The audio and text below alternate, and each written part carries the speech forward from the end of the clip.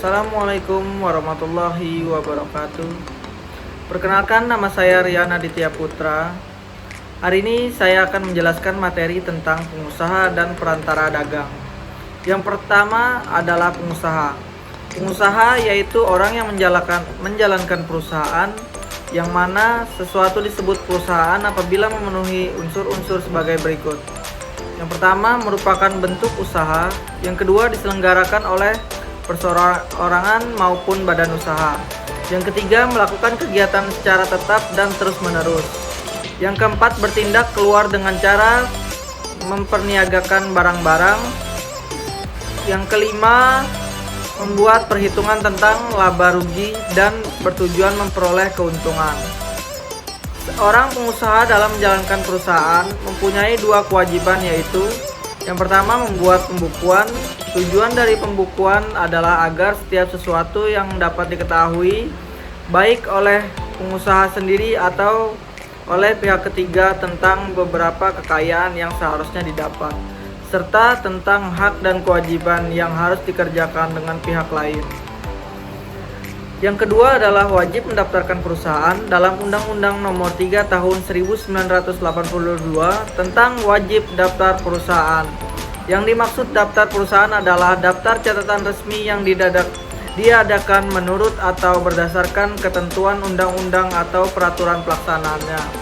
Memuat hal-hal yang wajib didaftarkan oleh setiap perusahaan dan disahkan oleh pejabat yang berwenang dari kantor pendaftaran perusahaan.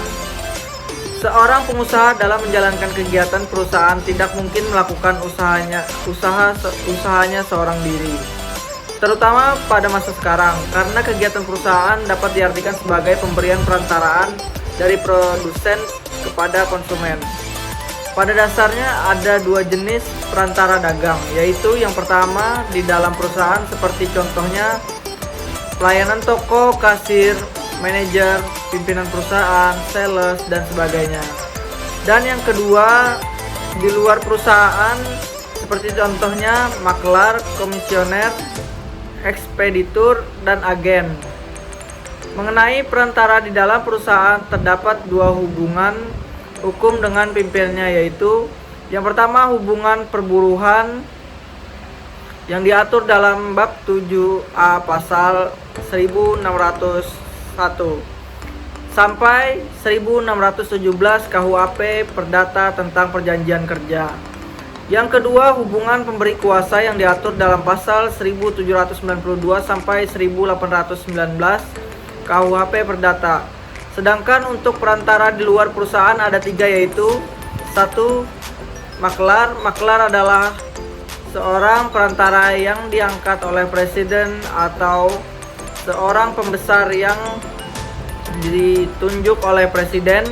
Ada beberapa syarat yang harus dipenuhi oleh maklar, yaitu yang pertama ahli dalam bidangnya, yang kedua harus mengikuti ujian dan lulus dalam ujian tersebut, yang ketiga harus seorang pengusaha, yang keempat dilakukan secara terang-terangan atau tidak melanggar hukum, yang kelima merupakan profesi sehari-hari atau dilakukan secara terus-menerus, yang keenam berorientasi mencari keuntungan, yang ketujuh diangkat oleh presiden atau pejabat yang ditunjuk, yang kedelapan mengangkat sumpah di pengadilan negeri tempat. Yang kedua adalah komisioner. Komisioner adalah orang yang menjalankan perusahaan dengan membuat perjanjian-perjanjian atas namanya sendiri atau atas amanat dan tanggungan orang lain dengan menerima upah atau provisi. Sedangkan ciri-ciri komisioner adalah sebagai berikut. Yang pertama, seorang pengusaha bertindak untuk prinsipikal dan atas nama diri sendiri. Yang ketiga, tidak berkewajiban menyebut nama prinsipal.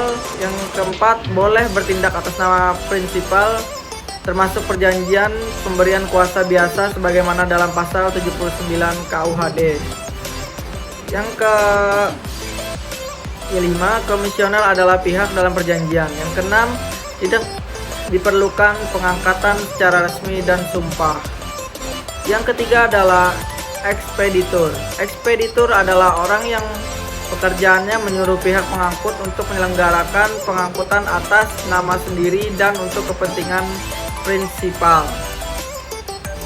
Ciri-ciri ekspeditur yaitu yang pertama bertindak atas nama sendiri, yang kedua untuk kepentingan prinsipal, yang ketiga bertanggung jawab pada prinsipal, yang keempat bertanggung jawab terhadap ekspeditur antara yang dipakainya. Demikianlah materi tentang pengusahaan dan perantara dagang ini. Semoga dapat dipahami. Salah dan kilapnya saya mohon maaf dan terima kasih atas perhatiannya. Saya akhiri. Wassalamualaikum warahmatullahi wabarakatuh.